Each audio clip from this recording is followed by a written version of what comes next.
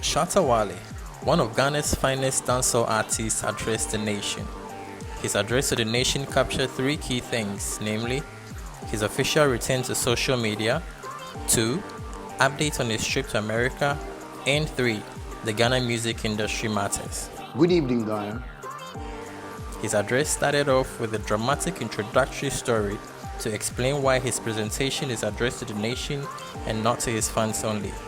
Listen. Let me start with a little story. I don't know if it's right to call it a story, but it's just something that happened days before this address, and I find it interesting enough to share with you all.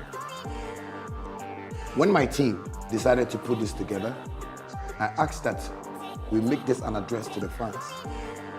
And then a member of my team said, no, let's make it to the nation. I thought that was too much, so I asked why it's being an address to the nation. And his response and the reason you are watching this tonight. He said, you already speak to the nation every day. You do that through your music. When you said, kill them with prayers, that was an address to the nation. First of all, I wish to thank the media, both traditional and new media, for the love and support for the Shatta Wale brand and for the Ghana music industry. I wish to announce my comeback to social media. About a month ago, I did take a break off the digital space as part of management's decision to enable me focus on some work related to my next album, the GOG.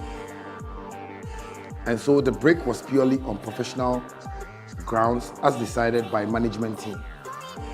But today, I am happy to announce that Shatta Wale is back online. I left Ghana to Miami. The purpose of my trip was vacation, but that had to change on arrival as work was calling so hard. While in America, I was able to shoot 3 music videos for my GOG album.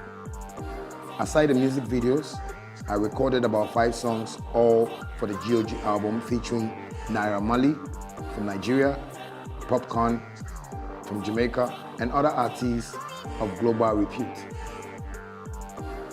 I was able to do a song with the world's biggest multiple Grammy award-winning artist, whose name I will leave as a surprise until the release of the banger.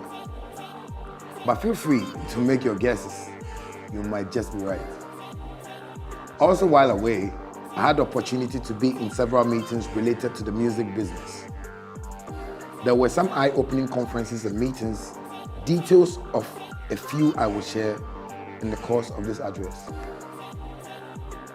I arrived back in Accra on Sunday, May 24th. Now onto some industry matters. Firstly, one of the things I find to be a major setback in the Ghana music industry is a unique genre that can be solely attributed to us as a people. While I was in the States, I was in business meetings with different foreign stakeholders and investors, and one question they all seemed to ask was, what kind of music do Ghanaians do? And the question was one that kept me thinking. Indeed, I was speaking with them as a dancehall artist, but they still needed to know the kind of music we do here in Ghana. Basically, they wanted to know what genre we are known for as a nation, and that I found interesting. I want to propose that we as music makers and stakeholders come together to identify one genre that can be attributed to all music works coming from our parts of the world. Let's do this for our industry to give it the global attention we have long desired. Secondly, I want to plead with musicians in Ghana to pay some more attention to the business side of the craft. One thing that I have long campaigned for is for the artists to take and see their talent as a career and as a business entity. Let's learn to make money with our talents. Let's invest in educating ourselves about how we can add value to ourselves and our craft and make a living out of it. We should be able to still make money from music even when we are no more in the studio. This, I believe, is a sure way to keep the industry alive and alive. Thirdly, I want to propose the institution and enforcement of a national agenda to prioritize Ghanaian music on our airwaves. Let's give Ghana music 90% of the airways and spread 10% for other countries. For this proposition to work, we all need hands on deck. Media house owners, DJs, event organizers, musica, and every single stakeholder, including the government of Ghana. This must be a national agenda. Let's all get involved now to make it happen. Another important factor worth accentuating in music events and concerts. I think it's about time that we decentralize events in the country.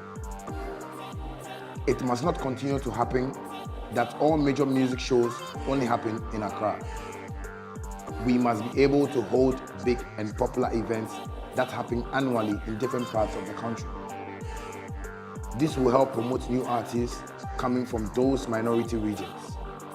It is also a move that gives reason for government and investors to open and establish more event centers across the country. Finally, on the industry matters, I want to again plead with the leadership of the state to institute an agenda to use music as a tourism tool to promote the country. If the state can spend 10% of sports budget on music, I am sure it will set us on the road to global heights. In conclusion, I wish to thank Ghana for their unflinching love and support for me throughout these years, and to all the brands and companies that have believed in me enough to sign me to represent their businesses.